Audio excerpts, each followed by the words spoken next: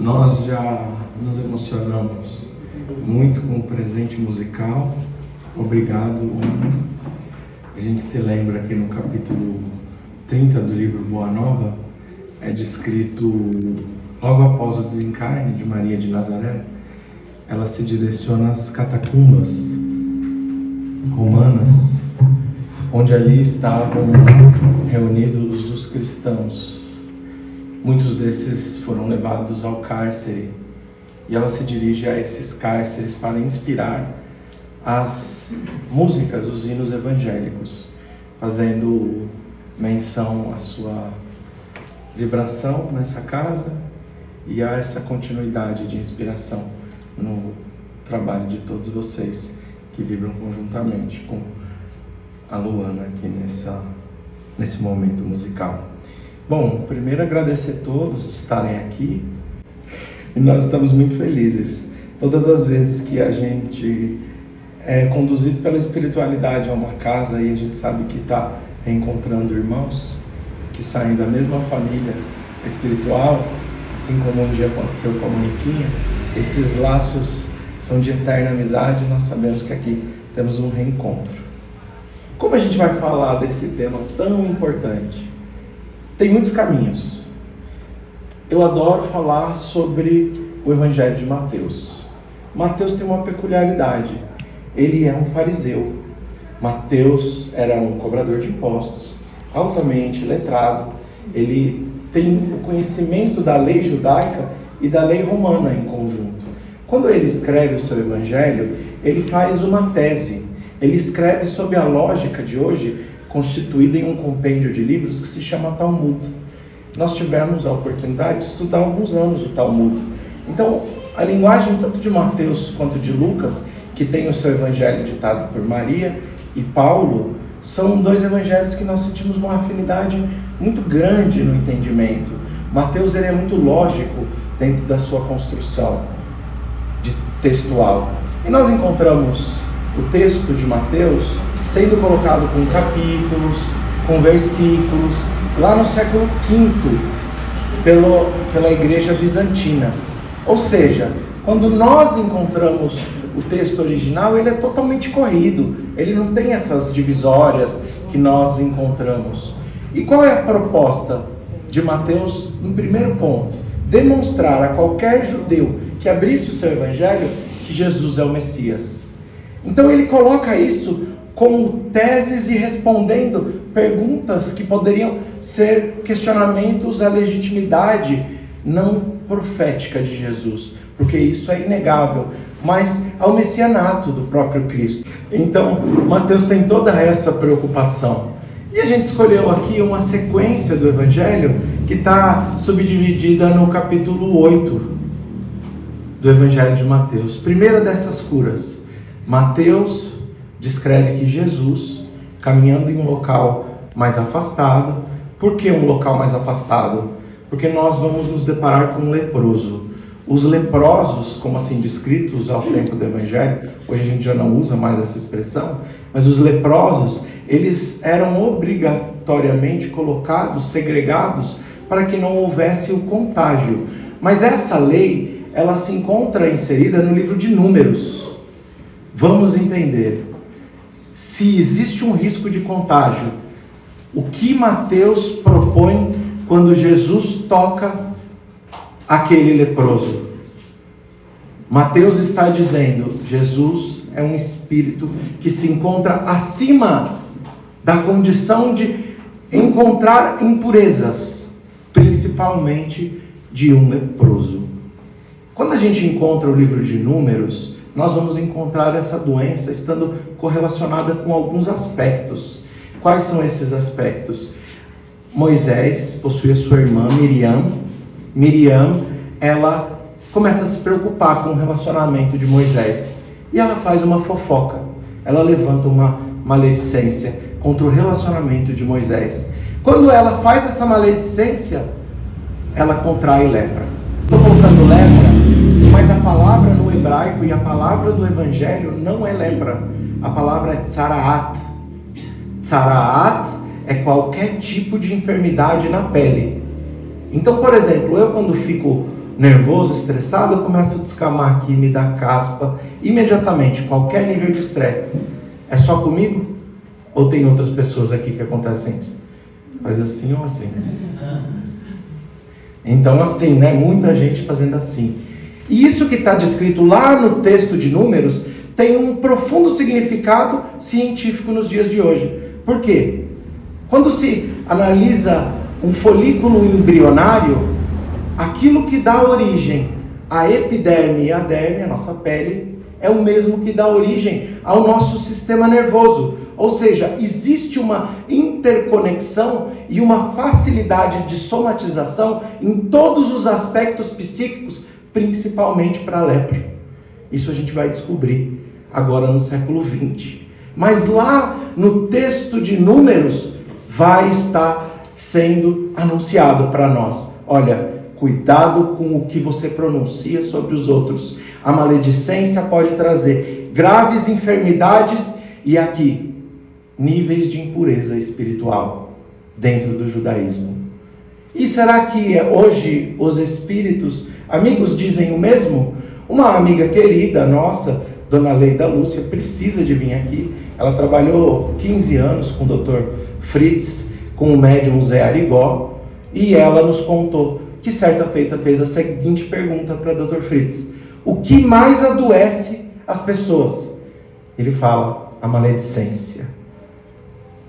Tudo isso está demonstrando que essa pessoa, como uma ordem natural da lei divina, precisa do afastamento no sentido de expiação, já que nós, não sabendo nos comportar e sermos indulgentes, benevolentes e perdoarmos, sermos caridosos, segundo entendia Jesus, a função da expiação, de estarmos distante, como é descrito aqui pelo evangelista Mateus, tem todo um sentido espiritual. A questão toda é que espíritos como nós, muitas vezes, na minha condição ao menos, a gente entra no embalo e às vezes nem percebe, a gente está tão acostumado a falar mal dos outros e adquirir os maus costumes, que na verdade já eram nossos, só são despertos como se fosse um castelo de cartas, que aqui dentro dessa compreensão nós entendemos, ela é contagiosa. Todo um sentido simbólico aqui da lepra e da forma que Jesus leva a cura, porque quando Jesus toca, ele não se torna impuro. Jesus é um espírito puro, não apenas puro, Jesus é um espírito crístico. Revista Espírita de 1868 vai dizer que depois que você alcança um nível mais alto de pureza no nosso plano material, você começa uma nova escala evolutiva, a escala dos espíritos crísticos. Vai aumentar o nosso nível de responsabilidade, assim como vai aumentando conforme a gente caminha dentro dessa senda evolutiva. A nossa zona de influência pode ir se estendendo ao ponto de chegarmos a um espírito como Mahatma Gandhi, responsável por um processo de pacificação não apenas da Índia, mas de demonstrar esse processo em um mundo moderno diante de todas as dificuldades que nós encontramos na nossa sociedade. Tá muito chato? Porque o pessoal do fundo já dormiu? Aí embaixo, gente, vai acordar eles. Tô brincando. Então, gente, como acontece esse processo de purificação? Jesus fala para ele: olha, vai para o templo, apresenta a tua oferta ao sacerdote, ou seja, você está puro. Realiza o processo de sacrifício. E aqui nós não estamos falando do sacrifício animal nos dias de hoje. Ali Jesus indicou sim o costume à época, o costume vivido pelos hebreus. Mas depois da destruição do segundo templo, isso é encerrado para o próprio povo judeu. Não existe mais nenhum tipo de sacrifício. Mas o que significa apresentar uma oferta? Em português fica estranho. Em hebraico é levar um korban. Korban, palavra da oferta, o sacrifício, vem da palavra karov, aproximar-se. Aproximar-se de quem? De Deus. Quando você está falando há 2000 anos, você levar um animalzinho para o templo, para um ritual, você está falando de uma sociedade onde todo mundo morria de fome. Você tem uma mínima parcela rica, mínima, Mas o Império Romano tem a política do pão e circo. Quem paga por 1 milhão de pessoas se alimentando em Roma? Quem paga? São impostos. Quem paga pelo luxo da aristocracia romana, não apenas do imperador, de toda uma classe, quem paga pelo maior exército do planeta Terra? Quem paga esses salários? Tudo isso é exploração de todas essas províncias romanas. Uma dessas províncias situada ali em Israel. Então, o povo morre de fome quando fala assim: leva um sacrifício, entrega o que te é valioso, aquilo que você está apegado, para que você possa se aproximar a Deus. Hoje seria você entregar o seu iPhone. Você levou o seu celular, você fala assim: não, isso não dá, é muito para mim. É nesse sentido pelo qual o que está tentando ser dito é que nós estamos extremamente apegados às nossas imperfeições. E transformar o nosso altar do Espírito, o nosso coração, em um altar de sacrifício a Deus, é sacrificar o egoísmo, o orgulho, para que a gente possa se aproximar desse processo altruísta. Tudo isso está escrito nesse capítulo 8. Mas a gente não lê com os olhos de um Mateus que escreve dentro de um propósito e de um pensamento judaico. E só para contar uma história interessante, um amigo, seu Zé Eustáquio Machado, filho do Zeca Machado, lá de Pedro Leopoldo, onde foi fundado o primeiro grupo espírita Sheila. O pai dele, o Zeca Machado, foi um dos fundadores desse grupo espírita. Uma vez ele contou para mim, falou: eu saía aos sábados para distribuir os pães com o Chico, e a gente passava em cima de uma ponte. Essa ponte, ele falou, lá nós chamávamos na época os morféticos, quem tinha lepra. E eles ficavam todos ali segregados. E o Chico desceu, abraçou cada um daqueles homens, entregou o pão. E naqueles dias a hanseníase não tinha cura. E o seu Zé Eustáquio falou, ele era jovem, falou: eu fiquei olhando o Álvaro Chico fazer isso. Quando ele subiu, falou: não pode, pega. Ele falou: não, meu filho, se eu tiver que pegar, eu vou pegar. Ele não está aqui insinuando uma renúncia à ciência e à medicina, ao conhecimento científico, mas ele está demonstrando: fica tranquilo, eu sei qual é a minha condição evolutiva, eu sei o quanto eu preciso fazer para me aproximar daqueles que ninguém se aproxima. É aqui o primeiro de todos os milagres de Jesus: ir aos mais afastados do mundo. Essa é a primeira cura. São só 19 essa noite, tá, gente? Segunda cura descrita nesse capítulo é a cura do servo do centurião de Cafarnaum. Então, Mateus aqui ficou mudo? Acabou? Mateus, está dando para ouvir aí? Mateus, então, na continuidade, primeiro aos afastados, aos esquecidos, aos completamente segregados do mundo. Segundo ponto, Mateus vai trazer uma cura. Lembra que eu contei que tem toda uma exploração, uma máquina ali imperial, verdadeiramente, o Império Romano, fazendo todo esse processo de subjugação do povo de Israel e de outros tantos povos. Quem são os responsáveis por isso? Os responsáveis por isso são os romanos. Cafarnaum, aquela região onde... Melhor do que gritar. Cafarnaum, aquela região extremamente fértil, porque você tem um lago de água doce. Israel só chove uma vez por ano, e a gente reza 6 meses para vir a chuva. A gente reza todos os dias, os judeus observantes a lei. Então eu rezava todos os dias pela vinda da chuva. E quando eu era criança aqui no Brasil, a gente começava a chover, eu ficava chateado, falava: não vou sair para a rua para brincar. Em Israel a gente fazia festa, começava a todo mundo recitar bênçãos, 1 mês do ano, alguns dias. Ali você tem água doce em abundância. Então você tem uma agricultura, você tem uma possibilidade de gerar riqueza através daquelas pequenas comunidades. Ao mesmo tempo, se tem riqueza, é ali que a gente vai taxar. Quem está escrevendo o texto para nós é um desses cobradores de impostos. Só que se tem abuso contra o povo, você precisa de força. Porque se você não tiver força, o povo se rebela e o povo começa a tomar o governo daquela região. Para isso você tem uma pequena centúria, ao mínimo 100 soldados romanos com um comandante. Essa pequena centúria, ela é responsável. Qualquer um que se levante contra o Império Romano, verbalmente ou em ações, a gente corta a cabeça se for romano, crucifica se não for. Essa é a ideia. Quando vem um desses integrantes procurar Jesus, ele procura com vergonha. Ele procura de maneira discreta. Por quê? Ele tem consciência daquilo que o Império Romano está realizando com os galileus, com os judeus, com os samaritanos, com todo o povo que habita aquela região. E ele vai com bastante vergonha.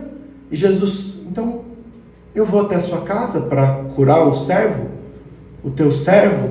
É um doente aqui, não apenas onde encontra-se somatizado, mas ele tem um transtorno psíquico, uma obsessão, e ele tem também o seu processo de enfermidade no corpo físico.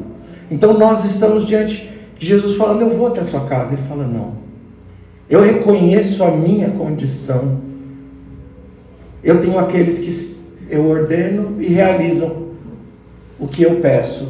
Peça para um único dos anjos, e ele vai até a minha casa à distância. O processo de cura, há uma distância, e o processo de entendimento daquele que pede em intervenção por outro, a humildade do reconhecimento da sua fragilidade diante dos atos que realiza no mundo. Eu estou consciente dos meus erros, eu te peço com humildade, eu reconheço, Cristo, você ainda não pode entrar na minha casa.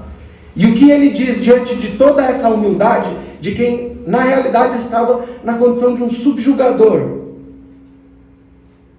Ele se coloca na posição de um humilde, necessitado das bênçãos do Cristo. Jesus não veio apenas para os hebreus. O Messias veio para as nações. O Messias vem para o mundo. O Messias vem para os oprimidos, o caso aqui do nosso leproso, e o Messias vem para os opressores. Porque o arrependimento, ele é possível em todos os corações. Zaqueu é um opressor. Antes da cura de Zaqueu, nós encontramos outro leproso, Bartimeu, um oprimido. E isso é um versículo do livro de Eclesiastes. Debaixo do sol não há quem olhe pelos oprimidos, debaixo do sol não há quem olhe aos opressores. São todos equivocados. Um dentro do processo de causar ainda, outro no processo de colher. Mas aqui, esse centurião já reconheceu a sua posição no plano espiritual e já reconheceu a posição do Cristo diante do mundo. Essa é uma grande lição para todos nós. Próxima cura de Jesus dentro desse capítulo: oprimidos, opressores, judeus, porque mandou para o templo, não judeus, presencial, tocando, à distância, ao pedido direto, ao pedido de intervenção por outro. Nós estamos englobando. Olha como Mateus é genial na sua mentalidade de um fariseu. Não é, gente, interessante? A gente acaba olhando as passagens todas isoladas, e foi por isso que eu comecei falando, é tudo um texto só. Porque ele está tentando montar essa tese, um quebra-cabeça perfeito. Próxima cura. Aqui é o universalismo mais amplo que pode existir. Jesus cura até a sogra. É piada, tá, gente? A próxima cura, Jesus vai curar a sogra de Pedro. E o que tem a sogra de Pedro? Febre infecciosa. naqueles dias matava. A penicilina foi descoberta em 1928 por Alexander Fleming. Então, naqueles dias era muito grave. Mas aqui tem toda uma reflexão trazida por André Luiz para que a gente possa entender por que ela tinha febre infecciosa. Então, lá no livro Mensageiros vai ser descrito para nós André Luiz na cidade do Rio de Janeiro, e em dado momento ele, que foi um grande estudioso da ciência médica e principalmente das culturas bacterianas e etc., ele olha desencarnado ao lado do benfeitor Aniceto e ele vê uma série de nuvens de bactérias e vírus. Ele fala: nossa, mas eu estudei isso, eu estou vendo uma semelhança com culturas de bactérias no plano espiritual, essas nuvens. E aí é explicado para ele, fala assim, são nuvens de bactérias. Ele pergunta: de onde são formadas? Da mente, das formas mentais que estão em distúrbio, em perturbação, se formam grandes culturas de bactérias e vírus. E quando ele vê aquilo, ele fala: mas espera aí, isso pode contaminar os encarnados? Fala: pode. Mas sob que lei? Atração, sintonia. Se você se sintoniza, você não está única e exclusivamente contribuindo para a formação dessas nuvens, mas você também está atraindo para si. Algum de nós já aconteceu de ter um estresse grande? Pode ser traumático, pode ser um estresse de trabalho, briga familiar, transtorno, e depois baixou a imunidade e pegou qualquer tipo de gripe? Todos nós, né? Eu acho. Ou aqui não tem estresse em Mucugê, pode ser que é. Eu venho de São Paulo, gente. Lá é comum. Aqui eu sei que a vida é mais pacata. Então vocês não têm isso. Vamos pular essa parte. Então o que está querendo ser dito para nós é que existe um processo de atração. Por que isso é gerado? Só como curiosidade, por que isso é gerado pelos encarnados? O que o encarnado tem no pensamento que o desencarnado não tem? Fluido vital. As formas pensamento, elas são verdadeiramente vivas. Só por curiosidade, uma vez eu desdobrei, estava psicografando desdobrado, e eu me enxergando ali sentado, e eu via tudo que eu tinha pensado naquela semana com fixação mental. Tudo orbitando, girando. Era um pequeno teatro, cena de teatro em torno da minha, orbitando que nem planeta, em torno da minha mente. E eu via aquilo influenciando na minha psicografia. Então isso eu vivi. São essas formas mentais criadas de que forma? Com o fluido vital.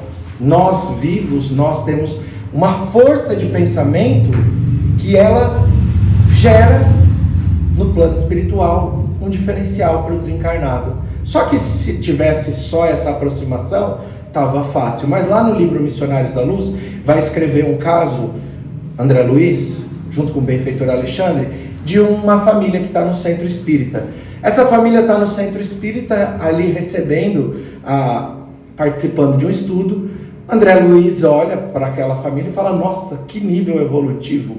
Fala: não, aqui eles estão se esforçando para se manter em uma sintonia superior. Se nós todos nos mantivéssemos nessa condição, na constância da vida, diz benfeitor Alexandre, rapidamente alcançaríamos as mais altas posições evolutivas. Só que ele vai demonstrar um processo. Quando a gente entrou aqui, muitos daqueles espíritos que podem estar nos acompanhando ou não, obsessores, espíritos em condição infeliz, eles não adentram. Então eles estavam ali numa zona de segurança, onde estavam totalmente passíveis de se elevar pela segurança do ambiente oferecida e pelo esforço mental.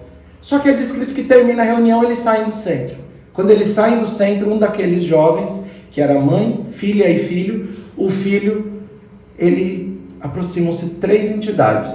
Elas se aproximam, tocam aquele jovem porque ele estava habituado ao meretrício. Ele estava habituado a procurar a prostituição. Ele era recém-casado e ainda trazia esse vício. Quando André Luiz vê aqueles 3 se aproximando, ele fala: peraí, vamos interceder. E o benfeitor Alexandre diz: não. Quem criou as algemas viciosas foi ele. Quem precisa romper é ele. Aqui a gente precisa de um esforço pessoal em todo o processo de libertação dessas influências. Quando eles vão caminhando pela rua, eles chegam em uma determinada situação, ele vai para sua casa, a mãe vai com a filha para outra casa. Quando eles adentram aquela casa, a casa dele, os espíritos ficam do lado de fora, de novo. E André Luiz olha para aquilo e fala: mas espera aí, por que eles não entraram? Aqui não é um centro espírita. Ah, porque nós temos uma jovem, a esposa dele, habituada à prece, condicionada ao evangelho no lar. As preces criam barreiras magnéticas de proteção. Ele entra, aquela jovem estava dormindo. Vem na direção deles e mostra que ela é um espírito de diferencial evolutivo. Por quê? Ela enxerga os benfeitores. Ela tem sintonia com eles. A maior parte de nós pode ter até um espírito evoluído no nosso lar. E é passível que nós venhamos a conviver a vida toda se a gente não subir a nossa sintonia. A gente não percebe a evolução das pessoas ao nosso entorno. Ela aqui observa imediatamente um espírito em melhor condição, não é nobre, mas um espírito em melhor condição. Quando ela vê, não deixem esse lar sem que as suas bênçãos e colaborações possam permanecer conosco. Ela diz àqueles benfeitores, e ela então vai acompanhando o marido. Ela está dormindo desdobrada, e ela vai acompanhando o marido se deita na cama. Quando ele se deita na cama, André Luiz descreve aquelas nuvens de bactérias vampirizando o aparelho genésico dele. Ali, uma série de micro-organismos no plano espiritual faziam com que estivesse ocorrendo um processo de vampirização. Sintonia com aquelas nuvens. Ela imediatamente, na condição de encarnada, na condição de compromisso assumido para com o seu esposo, coloca a mão sobre a sua fronte e começa uma prece. E ali é descrito: esse é o melhor remédio para o vampirismo, segundo a obra de André Luiz. Qual? A prece. Aqui é no mesmo sentido da prece feita pelo centurião. Ela está fazendo em intervenção por aquele espírito de seu marido. É descrito que uma série de raios de luzes começam a emanar na região genésica daquele jovem, e aquela luta vista no plano espiritual entre os micro-organismos que vão sendo afastados aos poucos. O que aconteceu com a sogra de Pedro?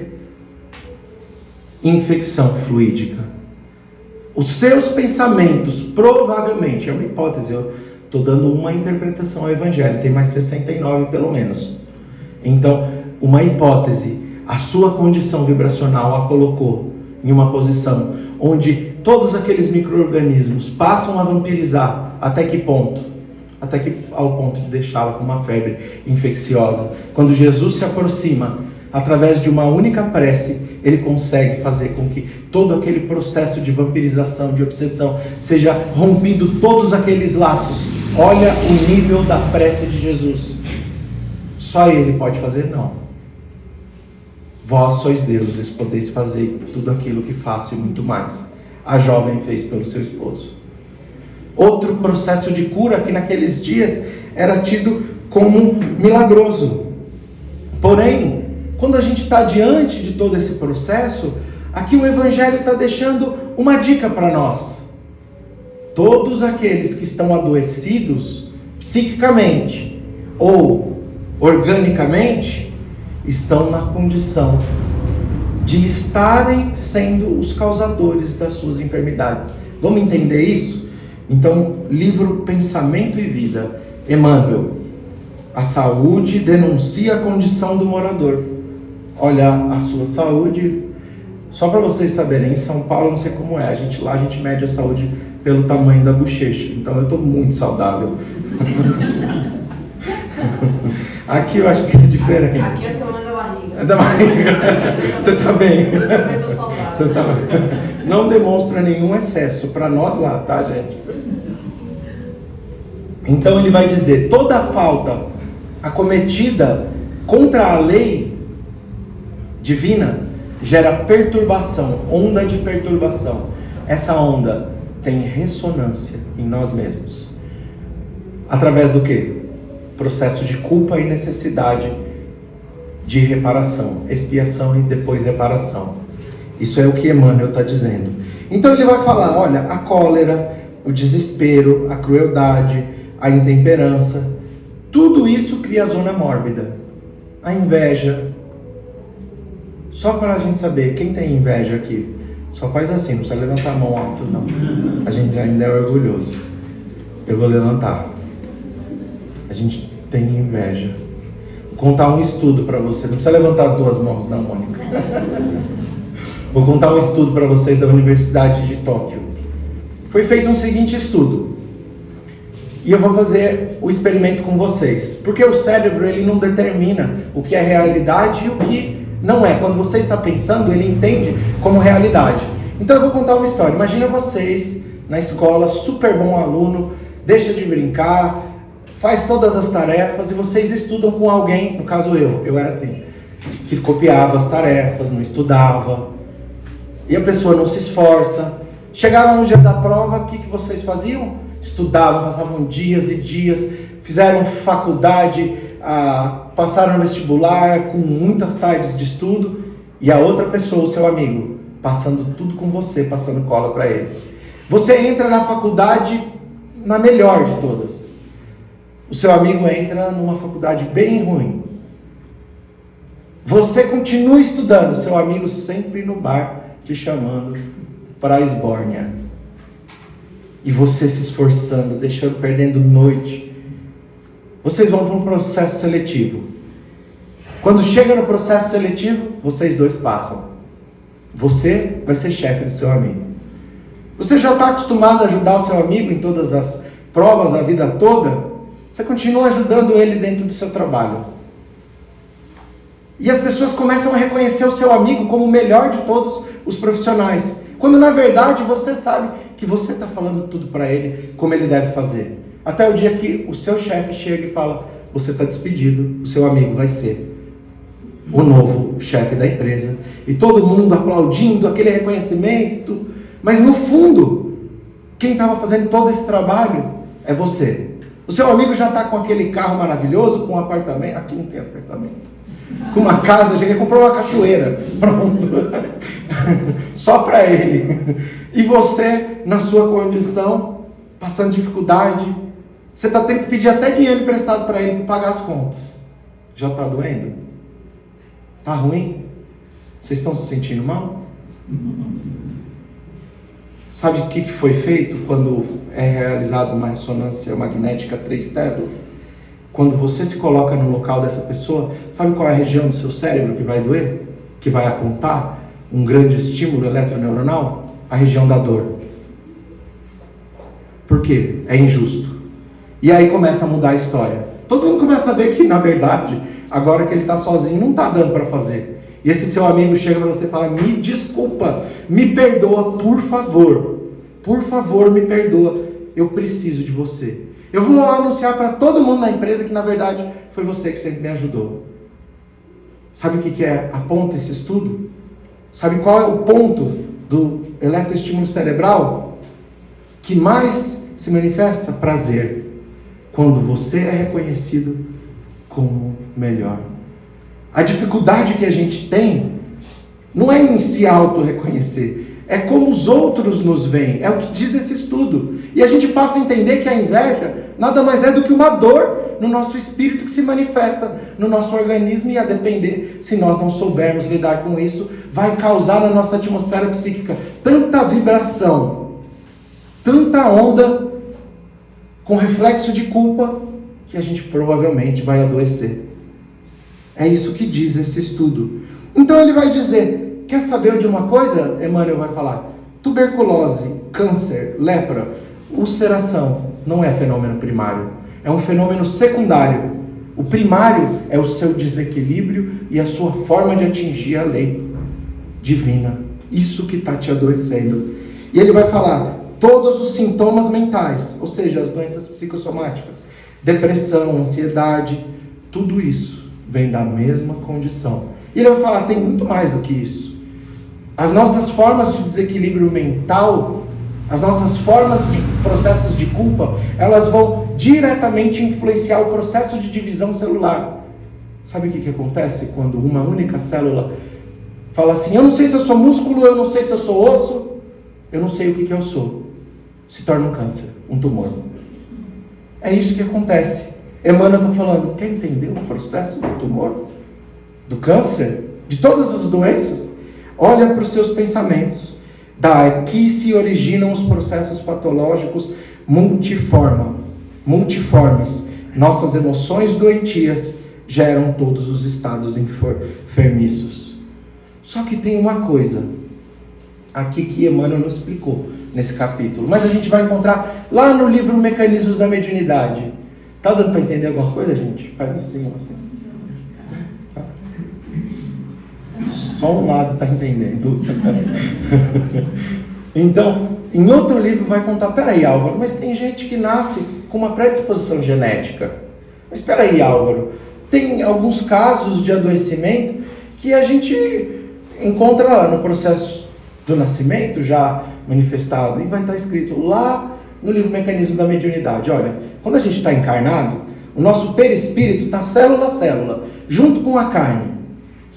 É mais difícil você mudar uma célula que está encarnada. É mais difícil uma célula material. Uma célula semimaterial, ela é muito mais suscetível de mudança. Só que André Luiz vai dizer para nós, quando você desencarna e você passou a vida cometendo erro, é o que eu costumo dizer, olha o noticiário policial, só essa vez, depois para de ver. Só para ver essa cena, o bandido correndo, e ele pula um muro de 5 metros de altura, depois ele escala um de 6, depois ele é atropelado, depois ele vai correndo, e você fala, gente, mas ele não se machuca, não? E aí você fala, vou trabalhar no bem. Primeira cesta básica que você carrega, nossa, já deu uma dor nas costas. E a gente fala, da onde vem esse processo? E eu me lembro de um conto real de Arnaldo Rocha. Arnaldo Rocha, que foi esposo de Ilma de Castro, o espírito de Meimei. E ele chega para o Chico e fala assim, Chico, minha vida tá uma desgraça. Eu estou apanhando no trabalho, está acontecendo isso na minha vida pessoal, tudo. Ele vai falando assim, a vida dele desabando. Chico olha para ele e fala, Naldinho, eu estou tão feliz. Feliz? Eu apanhando desse jeito, você feliz, Chico? Porque antes você batia, agora você só está apanhando. Então são processos diferentes. Aquele que passou a vida inteira sem conseguir ter a mutação dessas células para desenvolver os processos patogênicos imediatos, vai dizer André Luiz, quando desencarna, vai para uma zona purgatorial. Parábola do rico e o Lázaro. O Lázaro está numa condição maravilhosa. Ele estava sofrendo no mundo. Ele só queria um grãozinho, um pedacinho de pão para saciar sua fome, um pouquinho de água. E o rico estava dentro da casa dele na bonança. Quando eles desencarnam, eles falam, tem um abismo entre nós. Que abismo é esse? Um abismo consciencial, gerado pela consciência de cada um. O rico, ali naquela condição, está sendo explicado aqui por André Luiz. Ele está fora da carne. As suas células perispirituais, elas estão flexíveis para receberem processos de mutação. É por isso que a gente, não todos os casos, não são todos, existem missionários dentro do autismo, mas existem casos que são expiação. O TDAH, outros processos patológicos, como a própria predisposição ao câncer. Então, certa feita, nós estávamos em uma assistência mediúnica de saúde, e chega uma amiga muito querida, sogra de um amigo meu, e ela desenvolveu um câncer no pulmão. A gente prestou toda a assistência que nos foi possível. Ela, inclusive, uma semana atrás, 2, recebeu a resposta de remissão desse câncer. Era um câncer no pulmão.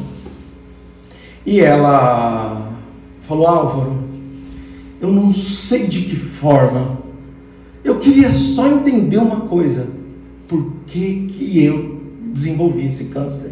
Eu procuro ser uma pessoa tão boa, eu procuro fazer as coisas tão direito, e ela é uma pessoa maravilhosa. E eu falei: olha, me vai ser permitido contar. Às vezes vemos, às vezes não vemos, às vezes vemos e podemos contar, às vezes vemos e podemos contar. E foi permitido contar para ela. E eu vi uma cena, então ela estava muitos séculos atrás, era ainda aqueles revólver, tipo de filme de pirata, era um revólver daquele. Ela estava em uma família brigando com outra família, tipo Romeu e Julieta, mas não nada amoroso. Só as famílias se odiavam. E por conta de terra, por conta de poder, por conta de política da época. E ela ficava inflamando, pertencia a uma das famílias, inflamando ódio em todos aqueles ali envolvidos, dos dois lados. Gerando provocação, gerando dificuldade. Um certo dia, aquelas famílias se encontram, alguém tira um revólver, pum, dá um tiro. Aquele tiro penetra no pulmão e ela desencarna. Ela desencarnou dentro de um processo onde ela ficou com muito ódio. Foi o inimigo que matou. Ela vai para aquele processo obsessivo. O perispírito dela está lesado, o corpo espiritual dela está lesado. Ela não aceita. Ela vai para essa condição que André Luiz está dizendo. As células vão receber marcas no corpo espiritual. Ela vai reencarnar várias vezes e melhora, mas ela ainda tem o processo de culpa dentro do seu espírito. Quando então ela reencarna, eu conto essa história para ela, e ela fala: Álvaro, o meu câncer surgiu quando meu tio e meu avô eram sócios de umas farmácias e começaram a dividir. Eles começaram a brigar. Eu fui a única que conseguia. Está no processo de reparação, por um lado. Eu fui a única que conseguia conversar com os dois. Eu fui pacificar aquele processo. Mas quando eu entro no processo, existe um gatilho emocional por todo o processo de culpa descrito por André Luiz e por Emmanuel, que agora estão vibrando no seu espírito e fizeram que as suas células, que tinham uma predisposição genética para um câncer se desenvolver, gerassem um processo patológico. Só que os espíritos não contam só isso. Eles contam o que você precisa fazer para melhorar. Eu falei: olha, eu não sei nada de direito, nem nenhuma área assim, nós somos nem conhecedor. Eu falei: mas estão me dizendo aqui que tem um curso que a senhora pode fazer. Depois ela falou: eu sei que curso é esse, é um curso de mediação de conflito dentro do judiciário. Eu falei: está dizendo que a senhora pode fazer isso. E a senhora que causou conturbação vai usar o seu tempo, o seu conhecimento e a sua paciência para que outros conflitos não cheguem a essa condição. Dentro da condição de uma intermediadora, para que não se torne um processo civil na justiça comum, você vai poder usar a sua possibilidade, a sua autoridade moral e o amor que você tem ao entendimento hoje, pela condição da pacificação. Olha que interessante. Querem mais uma história? Teve uma outra pessoa, tem várias histórias assim que nós tivemos acesso. Uma outra pessoa chegou ao centro e ele tem um processo bem grave na garganta, onde ele na verdade só passa muita vergonha, mas incomoda muito ele. Ele é um homem da ciência, a gente não conhecia ele, e ele pediu se podíamos auxiliar junto aos espíritos. Eu falei: olha, eu não faço nada, eu só durmo. Os espíritos puderem, vão te ajudar. E foi mostrado todo o processo. Ele foi um juiz muito severo na França. E quando tinha que alguém ser preso, ele mandava matar. Quando tinha que ficar 1 ano preso, era prisão perpétua. Quando tinha que tomar umas porradinhas, ele mandava ficar preso o resto da vida e apanhar todo dia. Então ele foi gerando uma multidão de espíritos que foram condenados injustamente. Isso está causando onda de vibração contra a lei, gerou onda de culpa. Quando ele desencarna, aqueles espíritos, que muitos foram condenados por enforcamento, então antes dele chegar no centro, eu nem sabia que ele no centro, uma semana antes, ele já tinha planejado, porque morava em outro estado, Eu estava andando na rua, chegava um espírito, começava a me enforcar. Eu falava, meu Deus, o que são esses espíritos? Estava em casa, estava em qualquer outro lugar, e os espíritos me enforcando. O que são esses espíritos? Eu não entendia. E começou a vir na reunião mediúnica uma série de espíritos enforcados, guilhotinados, e uma série de coisas. Quando ele chega e a gente tem essa visão, eu já sei. É porque nós estamos na posição de uma equipe de auxílio a esse irmão. Foi permitido contar para ele, eu contei, falei, olha, estão me dizendo que a sua profissão já é um processo de reparação. Falei, o que o senhor faz? Eu falei, sou médico. Falei, não, mas não é só a medicina, é especificamente a sua função dentro da medicina. Eu sou geneticista. Eu sou um dos primeiros a realizar a inseminação artificial. Falei, muitos dos espíritos que o senhor tirou a vida, o senhor está dando a vida. Falei, é o processo de reparação, de desconstrução do ódio. E ele falou, puxa, o que eu posso fazer? Eu falei, bom, estão dizendo que o senhor, a voz que condenou os erros, os crimes, precisa de aprender o perdão, a benevolência e a indulgência. O senhor vai ter que falar do evangelho. Eu sabia, eu vou ser orador espírita. Gente, não é grande coisa, isso só mexe com a nossa vaidade. Os maiores de todos os trabalhos são silenciosos. Vocês veem muitas palestras de Chico Xavier. O trabalho dele era acolher os aflitos. Eu não estou negando a importância da palestra, mas eu estou dizendo que tem trabalhos silenciosos muito mais importantes. E ele falou, eu sabia que eu ia ser orador espírita. Eu falei, mas só tem uma coisa. Estão me falando que o senhor precisa de falar do evangelho dentro do presídio. Eu falei, tem presídio na sua cidade? Ele falou, tem. Aí ele abriu um olho e falou, dentro do presídio? Eu falei, o senhor teve o seu processo de equívoco com os criminosos. É para esses que o senhor precisa de levar hoje a sua colaboração. Esse senhor eu fui encontrar meses e meses depois. Eu fui até o estado dele fazer uma palestra e eu o reconheci na plateia. Terminou, ele veio conversar comigo e ele estava envergonhado. Ele falou, Álvaro, eu transformei a minha vida toda. E estava mesmo transformado. Ele falou, mas eu ainda não consigo ir no presídio. Porque o sentido da ação do nosso processo de autocura, ele é extremamente desafiador. Porque ele vai na situação da qual estão as maiores das nossas imperfeições. Então, muitas vezes, quando nós estamos ouvindo, amai os vossos inimigos, nós estamos entendendo, vai em direção àqueles que você teve grandes processos de equívoco, que até hoje não compreenderam o perdão, e leva para eles o sentimento do amor, para que, curando aos que choram, você também possa se curar. Então, diante de todos os tempos a gente tem, 40, 1 hora? Tá bom, mais 1 hora. 10 minutos. 5 minutos. 15 minutos. Então eu vou falar em velocidade de 2 para ver se termina. Brincadeira, gente. Sabe do WhatsApp, né? Então, gente, nós já estamos diante de um entendimento de que nós causamos os nossos processos e que nós também somos autores dos nossos processos de autocura. Quando alguém procura o espírito de Fritz, de Sheila, de Zé Grosso, de Frei Fabiano de Cristo, de Eurípides Barçanufo, quando nós fazemos as nossas preces ao Cristo, pedindo que nós possamos receber a cura, sabe qual é a proposta? Como disse Mahatma Gandhi, um coração que aprende a amar neutraliza o ódio de milhões. Uma única boa ação cobre uma multidão de pecados. Segundo o livro Céu e Inferno, Código Penal da Vida Futura, o primeiro passo do arrependimento é o consciencial, é eu entender que eu errei. Segundo passo, eu expiar, eu viver o outro lado da moeda.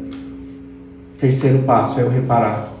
Mas se eu consigo, dentro desse processo, entregar o máximo esforço, dentro do processo de amor, Qual será a necessidade de tanta dor? A dor será dada, sem sombra de dúvidas, na medida pedagógica para que nós possamos, diante do desafio interno, criar uma fortaleza espiritual para conseguir se tornar o exemplo àqueles que estão ao nosso entorno. A minha mãe foi acometida por um câncer de pâncreas. Meu pai é médico. Falou: filho, não existe cura. É sobrevida e curta. E eu, sem entender, né? Aquilo é uma dificuldade. Imagina para ela, ela conta que quando o médico falou, ela estava sozinha no consultório, escorreu uma lágrima. Quando escorreu essa lágrima, ela pegou o lencinho. Minha mãe é muito delicada, quase que nem eu, um pouco menos. E ela passou aquele lencinho naquela lágrima e falou: doutor, essa vai ser a única lágrima que o senhor vai me ver chorar. E ela falou: quando que vai ser a cirurgia? Não, fala pro seu esposo, ele é médico, procura uma segunda opinião.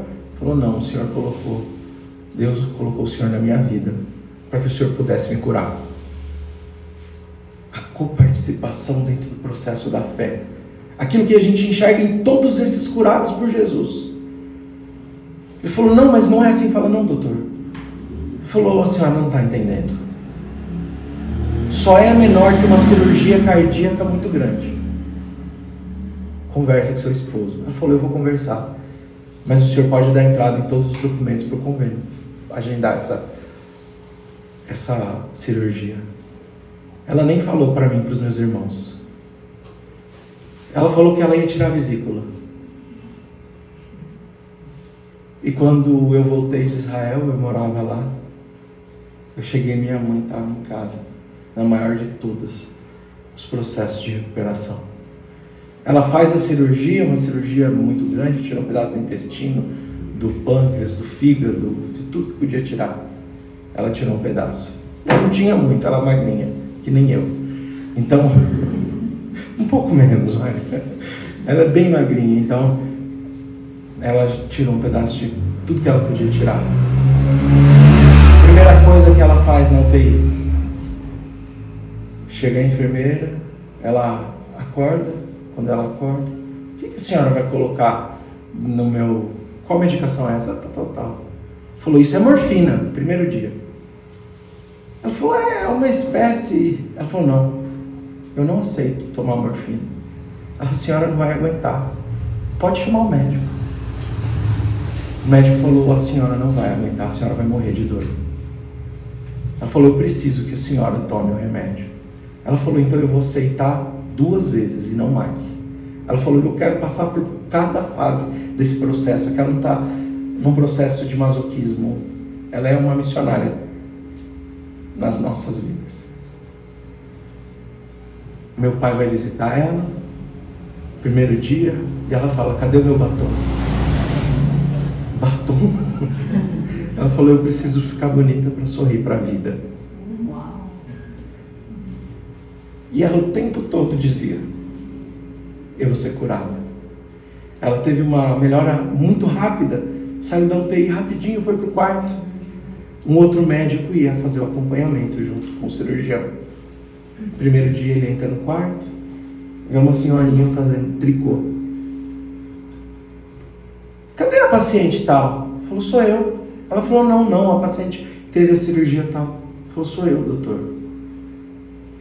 E ele foi vindo durante alguns dias. O dia que chegou o dia da alta dela, o médico falou: sabe de uma coisa? A senhora foi minha única paciente que, quando eu tinha que perguntar como a senhora estava, por todos os dias, você me perguntava: oi doutor, como o senhor está? O senhor está bem? Eu nunca ouvi a senhora reclamar nenhuma vez do seu processo de adoecimento.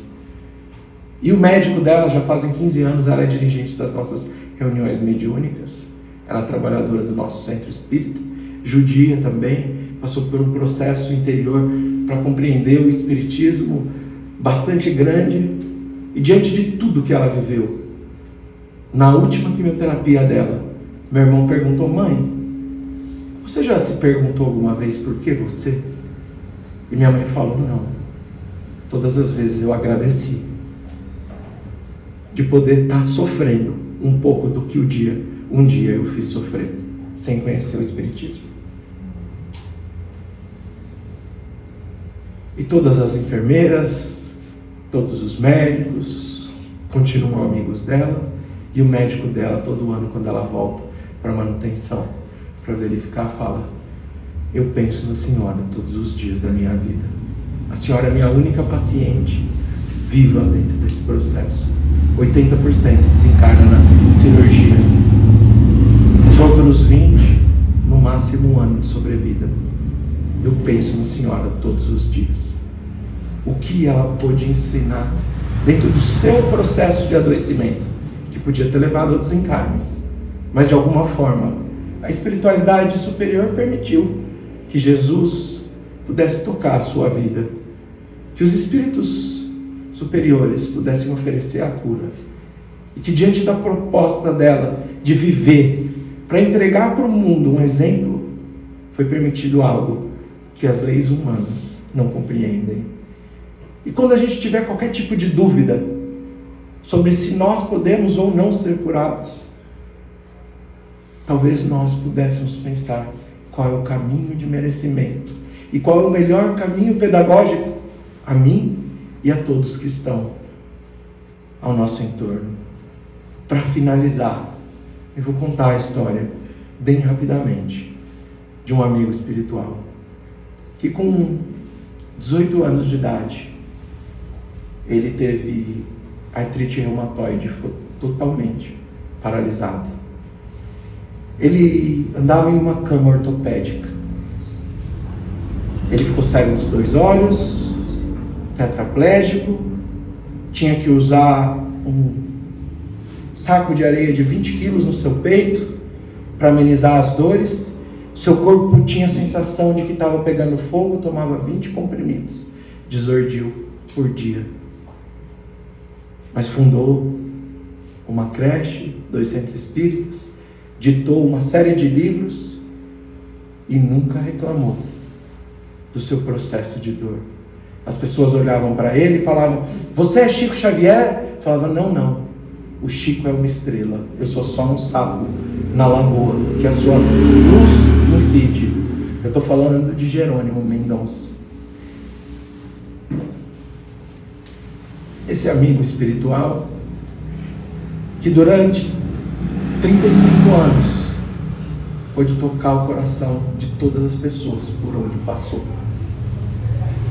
Eu costumo dizer que hoje, no plano espiritual, ainda com a Kombi, que está escrito: fora caridade não há salvação, ele percorre cada um dos centros espíritas onde nós encontramos o compromisso de levar a esperança aos que choram nas aflições, de levar o Consolador prometido como forma maior de compreensão para todas as dores e dificuldades da vida, onde se encontra o trabalho do Cristo e a autêntica vontade de servir desinteressadamente. Ali encontrar-se-ão grandes multidões de espíritos benfeitores que procuram na terra o caminho espiritual diante de homens frágeis, diante daqueles que completamente, ou ainda um tanto quanto imperfeitos, procuram a cura de sua dor e aflição do corpo e do espírito, enxugando as lágrimas dos que choram, quando no íntimo do espírito apenas encontra Jesus Cristo, em espírito a consolar as suas dores. Queridos irmãos, aqui reunidos, venho-lhes trazer a singela mensagem da continuidade de vossos esforços para entregar o amor aos que sofrem nas ruas ou enclausurados em seus quartos confortáveis, os oprimidos pela consciência que feriu a lei. Hoje, no reencontro da potencialidade que visa transformar a dor no aguilhão que impulsiona os vossos espíritos em direção ao nosso Mestre Jesus. A sustentação diante das provas encontrar-se-á amenizada diante da aproximação de Jesus na permissibilidade da mansuetude em nossos corações. Os amigos espirituais e os companheiros familiares e espíritas encontram-se sob a condição de oferecer misericórdia e força suficiente para que pela conscientização possamos elaborar conjuntamente entre espíritos no plano, na dimensão espiritual, junto a cada um de vós. Se para uns o desafio é a dor, para outros a bondade no auxílio, aliviando igualmente a carga, o fardo no ombro de todos nós, junto à caridade beneficente, desinteressada, as preces, o amparo e o amor, a cobrir a multidão de pecados, aliviar as dores, mas predestinar ao autor de sua história pelo esforço próprio de superação o caminho da cura do Cristo, Jesus, o nosso Senhor, enxugando o pranto e acalmando as chagas das dores. Oportunidade viva de nos regenerarmos diante do testemunho maior, de amarmos, mesmo diante de toda a aflição do mundo. Meus irmãos, reconheçam a pobreza do espírito, amigo de todos, Jerônimo Mendonça.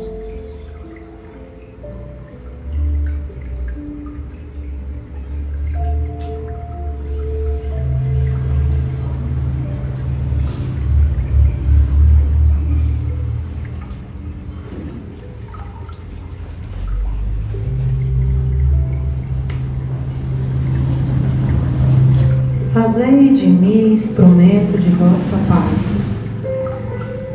Onde houver ódio, que eu leve o amor.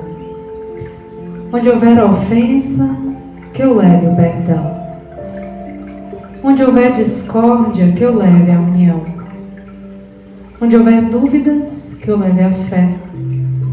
Onde houver erros, que eu leve a verdade.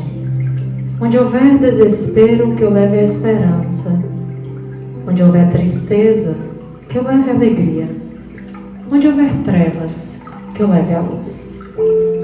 Ó Mestre, fazei com que eu procure mais consolar que ser consolado, compreender que ser compreendido, amar que ser amado. Pois é dando que se recebe, é perdoando que se é perdoado, e é morrendo que se vive para a vida eterna. Senhor, fazei-me instrumento de vossa paz. Onde houver ódio, que eu leve o amor. Onde houver ofensa, que eu leve o perdão. Onde houver discórdia, que eu leve a união.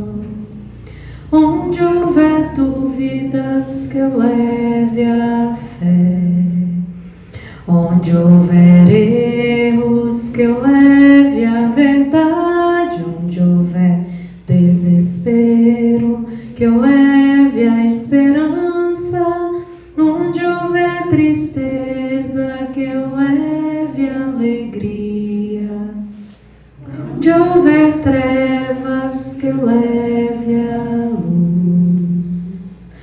Ó Mestre, fazei que eu procure mais consolar que ser consolado, compreender que ser compreendido, amar que ser amado, pois é dando que se recebe, é perdoando que se é perdoado, e é morrendo que se vive para a vida eterna. Que Jesus nos envolva em proteção. A nossa gratidão a Álvaro pelas reflexões da noite e gratidão a todos que estão aqui presentes nos dois planos da vida.